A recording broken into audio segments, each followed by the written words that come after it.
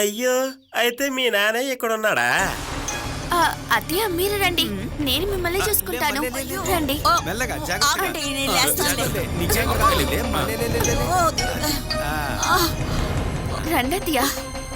నిదానంగా తీసుకువెళ్ళు. నానా, తను చాలా బుద్ధిమంతురాలుగా మాట్లాడింది నువ్వు విన్నావా? అమ్మకి ఏ లోటు లేకుండా చూసుకుంటుందట. అమ్మకి ఇప్పుడు కాళ్ళు నొప్పులు ఉన్నాయి కదా, అది ఏ లోటు లేకుండా చూసుకుంటానని చెప్తుంది. ఆవిడ అమ్మని ఏం చేస్తుందో ముందే చూడాలి. నువ్వు ఆగరా బంగారం. ఎరా, అమ్మకి 100-200 ఖర్చు పెట్టావంటే అందులో చెడు ఉద్దేశం ఉందని నాకు అనిపిస్తోంది. ఏంటి, అర్థమైందా? అమ్మని ఇష్టపడే కొడుకులాగా నేను ఇప్పుడు చేయడం కరెక్టే అంటాను. నీ వల్ల కాదు కదా, కాబట్టి నోరు మూసుకుని ఉండు. అర్థమైందా? నానా, వీడు మనం అనుకున్నట్టు కదా నానా, వీడి వేరే రకం. ఆదమర్చి ఉన్నావా మనల్నే అమ్మేస్తాడు. దానికంటే ముందు ఎలాగైనా వేణుని బయటికి తీసుకొచ్చే వీడి కథ ముగించాలి. ఖచ్చితంగా. నూనె రాసి రాసి అమ్మని తెల్లగుడ్లో చూడతారేమో.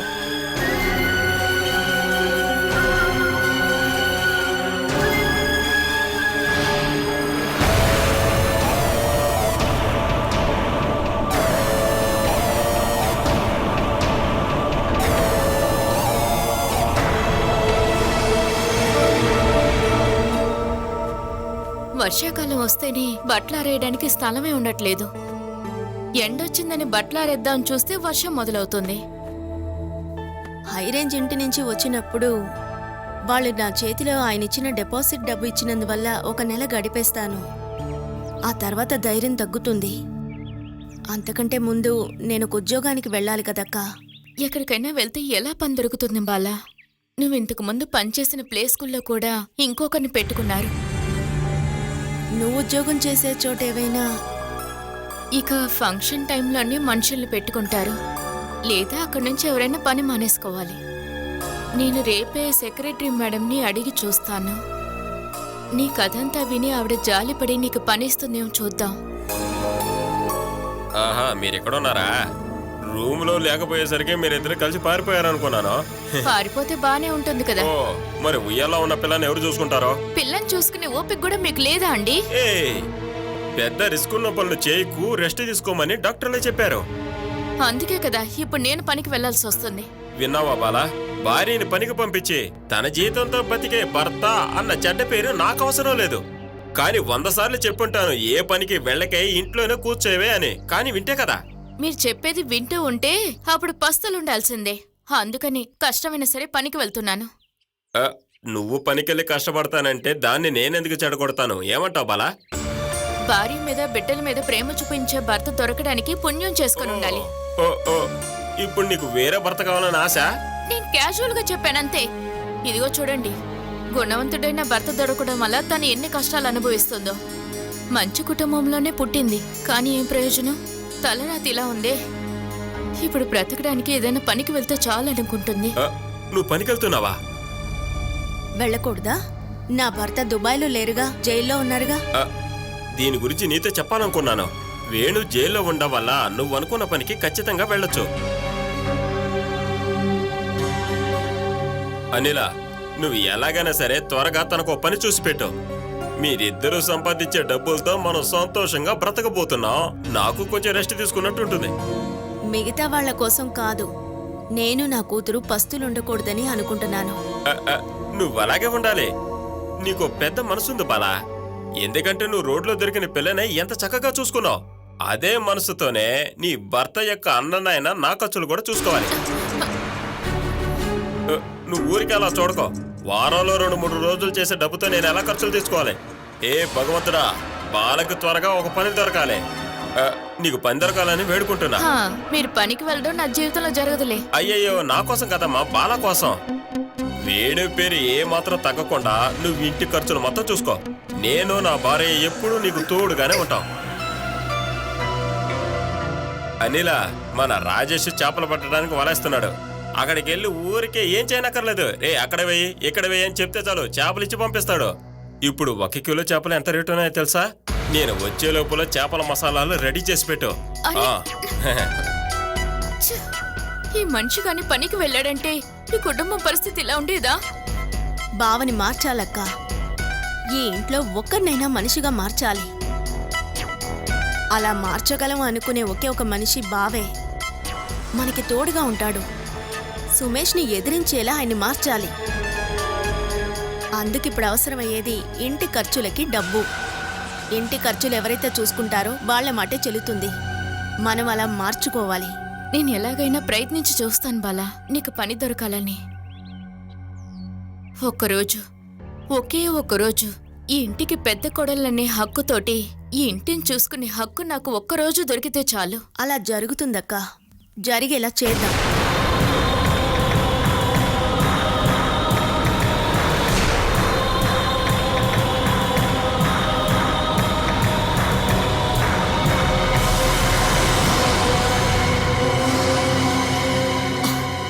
జెండు బామ్ రాసాక మీకు నొప్పి కాస్త తగ్గిందా అత్తయ్య? ఏదో కాస్త తగ్గినట్టుగా ఉందమ్మా. రేపు ఉదయం వేడి నీళ్ళతో కాస్త అద్దితే సరిపోతుంది అత్తయ్య. మీరు అనుకుంటారు కదా ఎందుకు ఇలాంటి ఒక ప్రేమ చూపిస్తున్నానని. మా అమ్మగారికి ఇప్పుడే 45 ఇయర్స్ అవుతుంది. నాకంటే ఆరోగ్యంగా ఉన్నారు. మా ఇంట్లో వయసైన వాళ్ళు అలా అంతా అసలు ఎవ్వరూ లేరు. నాకు పెద్దగా వయసేం కాలేదు. అలా నేను చెప్పటం లేదు. మీకెప్పుడు వయసు 30. ఇంట్లో వయసైన వాళ్ళు ఎప్పుడూ లేరు కాబట్టి నాకు ఎలా నడుచుకోవాలో అస్సలు తెలీదు. అందుకే అలా నడుచుకుంటున్నాను. ఆ కొరత మాత్రమే కాదు, ఇంట్లో డబ్బు మూలుగుతుందన్న అహంకారం ఉంది. నన్ను చూస్తే అలా అనిపిస్తుందా? అరే ఏంటత్తయ్య మీరు, నేను నిజంగానే పాప అత్తయ్య. ఇలా చూడండి, ఇంకో ఒక్క నెలలో నా లాంటి ఒక కోడల్ని ఇచ్చినందుకు దేవుడికి థ్యాంక్స్ చెప్పుకుంటాను అత్తయ్య. మళ్ళీ ఏం చేస్తానో చూడండి. నా ప్రేమ ఏంటో ఇకపైన మీరు చూస్తారు. నీ ప్రేమకి సేవలకి నేను ఇక్కడ ఎదురు చూడడం లేదు, తెలుసుకో. అలా చెప్పకండి అత్తయ్య, మిమ్మల్ని ప్రేమతో చంపేస్తాను. చంపడం అంటే అది కాదు అత్తయ్య, ప్రేమతో మిమ్మల్ని బుజ్జగిస్తాను. అయ్యో, మీకు ఇకపైన ఏం కావాలన్నా నన్ను అడగండి అత్తయ్య. నా దగ్గర చెప్పడానికి కష్టంగా ఉంటే నా హస్బెండ్ దగ్గర అడగండి. ఇంకా అత్తయ్య, నా పిచ్చితనం వల్ల ఏమైనా చెప్పటం కానీ చేసి కానీ ఉంటే పెద్ద మనసు చేసుకొని నన్ను క్షమించేసేయండి. మీరు ఇక్కడే కూర్చోండి, నేను వెళ్ళి టీ వేసుకొస్తాను. నిన్ను ఏం చేస్తానో చూడు. అన్నీ దొంగ నాటకాలు. ప్రేమ కురిపిస్తుంది, ఏదో మనసులో కుట్ర దాచుకునే ఇలా ప్రవర్తిస్తుంది ఇది.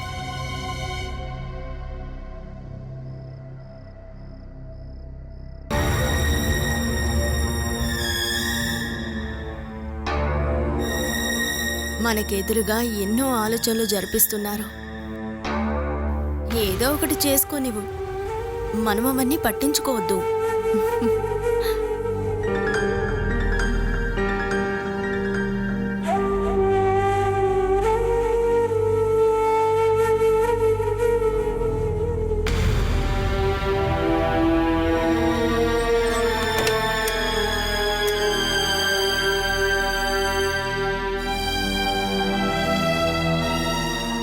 అత్తయ్య టార్చర్ తట్టుకోలేను.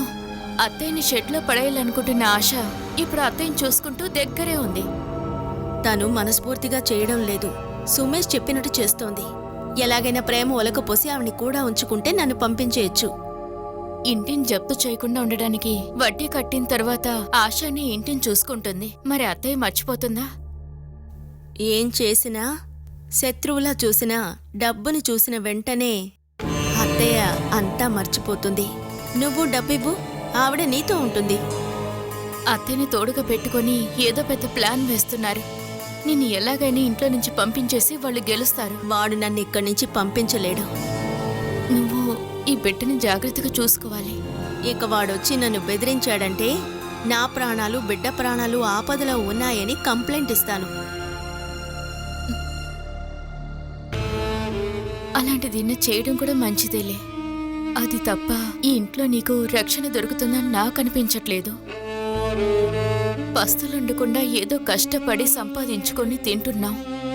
లేదంటే మనం ఏదైనా ఒక అద్దెలు తీసుకుని ప్రశాంతంగా ఉండేవాళ్ళం, ఇలా భయపడేవాళ్ళం కాదు. నాకు దేని గురించి భయం లేదక్కా. ఒంటరిగా జీవించాలి అనుకున్నప్పుడు ఒక ధైర్యం వస్తుంది కదా, అది నాకుంది.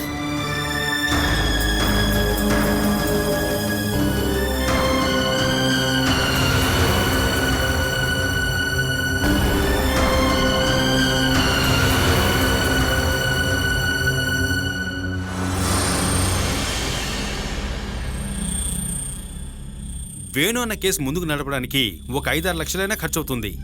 షేర్ అమ్మి డబ్బు రావడానికి వేణు అన్న సంతకం చేసిన పవర్ ఆఫ్ అటార్నీ ఇదిగో నా చేతిలో ఉంది. స్థలం వెంటనే అమ్మకపోవడం వల్ల దాన్ని ఇప్పుడు నా పేరు మీద మార్చాను. దానికి ఒక రేట్ ఫిక్స్ చేసి కేసు నడిపించే బాధ్యత నేను తీసుకుంటాను. మీ అందరికీ నో అబ్జెక్షన్ అంటే నేను చూసుకుంటాను. వాడి షేరు నీ దగ్గర ఉన్నప్పుడు నీ దగ్గర డబ్బులుంటాయి కదరా. నా దగ్గర డబ్బేమీ లేదు నాన్న, అప్పులు తీసుకోవాలి. దానికి సెక్యూరిటీగానే స్థలం నా పేరు మీద ఉండాలి అంటున్నాను. ఈ విషయంలో నిర్ణయం తీసుకోవాల్సింది బాల కదా. దాన్నేం అడగక్కర్లేదురా. వేణుని జైలు నుంచి బయటికి తేవాలి. అందుకేం చేయాలో త్వరగా చేయండి. అమ్మా నువ్వు ఇప్పుడు ఎలానే అంటావు? మనందరం కలిసి తన భర్త షేర్ ని మింగేసావని బాలయ్య వెళ్ళి స్టేషన్ లో కేసు పెట్టిందనుకో అప్పుడు మనందరం తిరగాలి. అంతేకాకుండా ఈ స్థలం వ్యవహారం మనం చచ్చినా కూడా పోదు. బాలక్క దగ్గర కూడా ఒక మాట అడగాలి. అదే మంచిది, ఇప్పుడే పిలుస్తాను.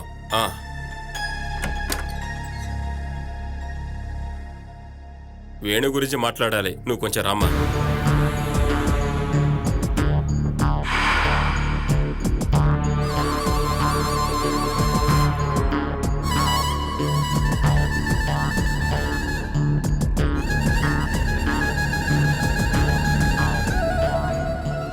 అమ్మా మన మనసులో ఏదైతే ఉందో అది తనతో చెప్పండి. నువ్వే ఇప్పుడు బాలానా? నీకు ఇంకా ఈ పిల్ల మీద చిరాకు రాలేదా? నువ్వెలా ఉండటం వల్ల దేవుడు నీకు ఒక్క బిడ్డను కూడా ఇవ్వలేదు.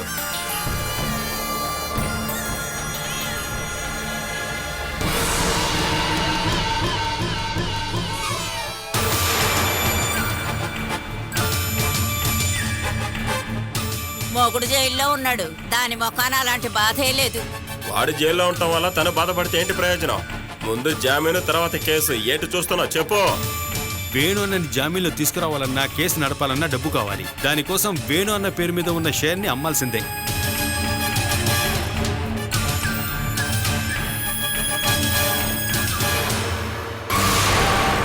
వేణువే చెప్పాడు, అది వీడికి అప్పగించాడు. దానికి సంబంధించిన పోరం పట్ట ఇది.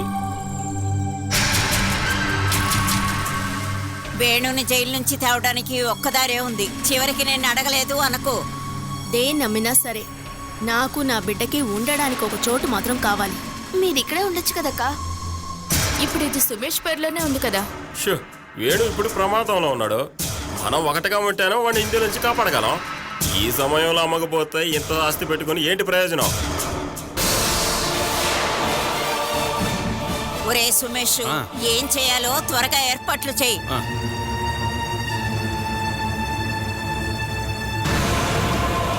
ఆ 60 ఏకర్లు 10 సెంట్లు తన కోసం మనం వదిలిపెట్టి మిగతాది మాత్రం అమ్మితే చాలరా. అవన్నీ జరగవు నాన్న. అలా నా కళ్ళ ముందు ఆ 10 సెంట్లలో గుడిసేసుకొని అది ఉండకూడదు.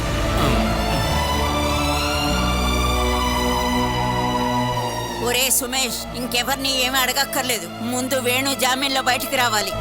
కేసు గెలిచి శిక్ష తక్కువ పడిందనుకో వాడు బయటకు వచ్చి మళ్ళీ షేర్ అడుగుతాడు. అది వాడి బుద్ధే కదా.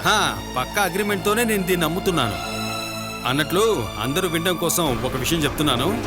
వేణు అన్న షేర్ ఇక్కడ అమ్మేసిన తర్వాత మాకిందులో హక్కుందని ఎవరూ ఇక్కడ ఉండకూడదంతే.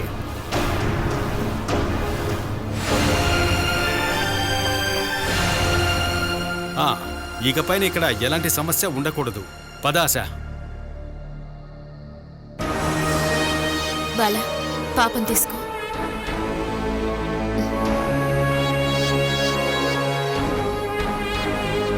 ఏమండి, లోపలికి రండి. చెయ్యతలవే. రమ్మంటున్నాను కదా, పదండి. పదమంటుంటే ఏంటే ఏం చేస్తున్నావు? పదండి, ఏయ్. పదండి, పదమంటుంటే ఏయ్, ఆగవే. పదండి.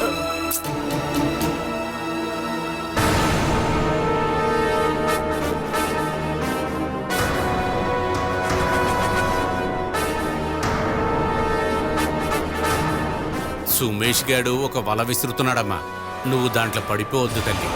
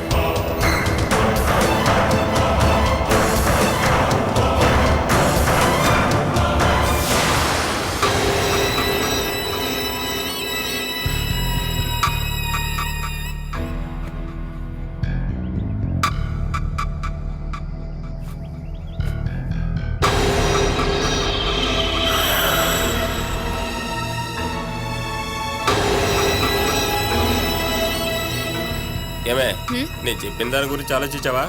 ఇందులో ఆలోచించడానికి ఏముందండి? మీ షేర్ని మీకు ఇచ్చేయమనండి. అదే వీలునామా రాసి పెట్టారు కదా. కానీ వేణు షేర్ కూడా అందులోనే రాశారు కదా. కానీ అది అమ్మేశారుగా. అదే విధంగా మనము రాయించుకోవాలి, రిజిస్ట్రేషన్ కూడా చేయించుకోవాలి.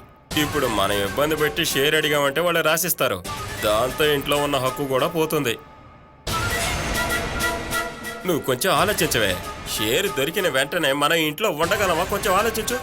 ఈ ఇంట్లో ఊరికే ఉంటున్నాం కదా. సుమేష్ పేర్లున్నగా ఇల్లుంది. ఆ, అదే మన ముఖ్యమైన ఆయుధం. ఇప్పుడు ఏం తెలియని పాపలాగా నిలబడితే చాలు. సుమేష్ ఈ ఇంటిని అమ్మేటప్పుడు మధ్యలో దురి చెడగొట్టాలి. ముగ్గురు కొడుకులకి ఇల్లు సమానంగా పంచాలని వకీల్ దగ్గర నుంచి ఒక నోటీస్ పంపిద్దాం. అదొక ఇంజెక్షన్ ఆర్డర్. అందులో వాడు ఇరుక్కొట్టాడు. ఎంతకన్నా పెద్ద క్రిమినల్ ఐడియాలు వేసుంటాడులే. ఆ, మన సైడ్ నుంచి అలా చేయమనే వాడు అనుకుంటాడు. ఏదేమైనా ఇదంతా తీసుకునే వెళ్దామనే వాడు అనుకుంటూ ఉన్నాడు. వాడికి నేనే అన్నానని అర్థం అవుతుంది. అర్థమై ఏం ప్రయోజనం? సుమేష్ ఇక్కడ ఊసర వెళ్ళి నీకు ఏమీ తెలీదు. ఒకరోజు అన్నిటినీ అమ్మి పడేసి అత్తయ్యని మావని మీ బాధ్యత అని చెప్పేసి పెళ్ళాన్ని తీసుకుని వెళ్ళిపోతాడు. ఏయ్ లేదు, ఒకవేళ అలా అయినా కూడా చూడండి, పెద్ద ప్లాన్ వేసి తల బద్దలు కొట్టుకోవద్దు. ఈ ప్లాన్ ఏమి ఇక్కడ వర్కౌట్ అవుదులే. అరెకరమో ఏదైనా సరే మనకి వివరంగా రాసి ఇవ్వమనండి. దీని పత్రాలు బ్యాంకులో ఉన్నాయి కదా. మన ఊర్లో బ్రిడ్జ్ తెరిచారంటే ఈ స్థలం 3 ఇంతలు పెరుగుతుందని అందరూ చెప్పుకుంటున్నారు. ఎలాగో సుమేష్ లోన్ కట్టేసి డాక్యుమెంట్ తీసుకునేసి అందులో మనం ఇది అమ్మేయచ్చు కదా. ఏ అనిలా, నువ్వు కొంచెం నాకు సమయాన్ని ఇవ్వు.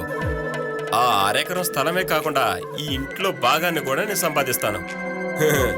అప్పటి వరకు అమ్మ సుమేష్ ఏం చెప్తారో అది చేస్తున్నట్టు నటిస్తూ ఉంటాను. సమయం వచ్చినప్పుడు ఈ సతీష్ ఏం చేయగలడో అది చేసి చూపిస్తాను. ఏం చేసినా ఆలోచించేయండి. తర్వాత తెలివి తక్కువగా ఏదో ఒకటి ఆలోచించి ఊరంతా నవ్వుకునేలా చేయొద్దు. ఇదేంటి ఎలా అయిపోయింది? గాడిదే ఉండే కొద్ది మర్యాద ఇవ్వట్లేదు. ఈ సతీష్ ఎవరని ఇకపైన చూస్తారు. ఇది మాత్రమే కాదు, ఇంట్లో ఉన్న వాళ్ళందరూ కూడా.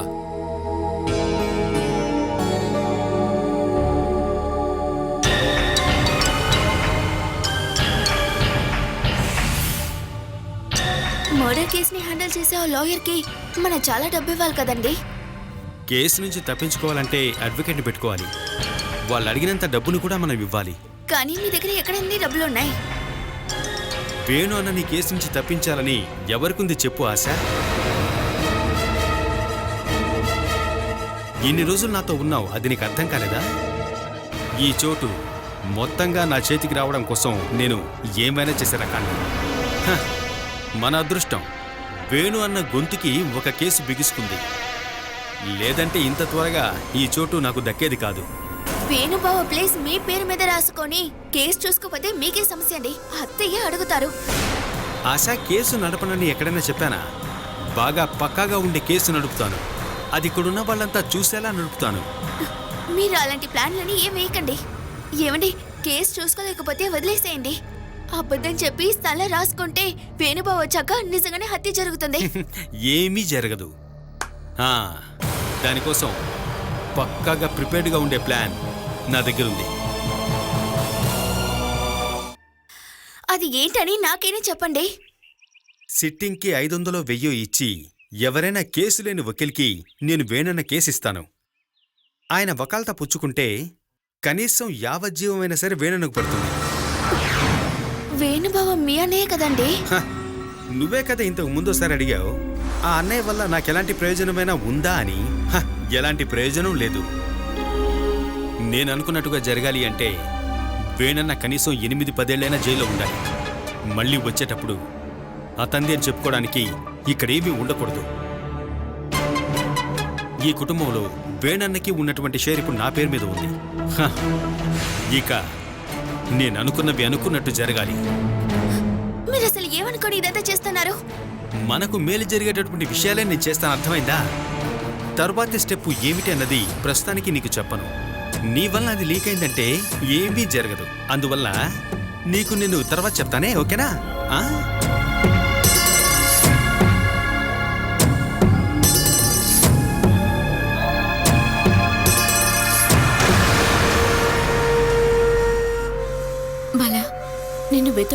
పోలీసులు వచ్చారు.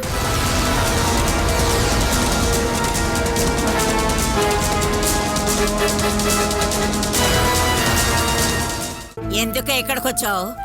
ఎవరితో చెప్పకుండా ఇల్లు వదిలి వెళ్ళిపోయాననే కదా నా మీద కంప్లైంట్. అందుకే చెప్పి వెళదామని వచ్చాను. ఎవరు నిన్ను రమ్మని పిలవలేదు కదా, అలాగే ఎవరికి చెప్పకుండా బయలుదేరావు. ఈ ఇంట్లో నాకున్న బంధుత్వం అంతా తీరిపోయిందనే కదా మీరన్నారు. అది మళ్ళీ మీ నోటమ్మట వినాలని వచ్చాను. ఈ కుటుంబంలో పుట్టిన మొదటి వారసురాలు తను. తననెప్పుడైనా ముద్దాడారా? ఒక స్పూన్తో కనీసం నీళ్లైనా తనకి తాగించారా? నా మీద మీకు కోపం, ద్వేషం ఉంది నాకు తెలుసు. కానీ ఈ బిడ్డ ఏం పాపం చేసింది? నేనిప్పుడు చెప్తున్నాను, తన చేత్తో ఒక గ్లాసు నీళ్లు తాగకుండా మీరు చావరు.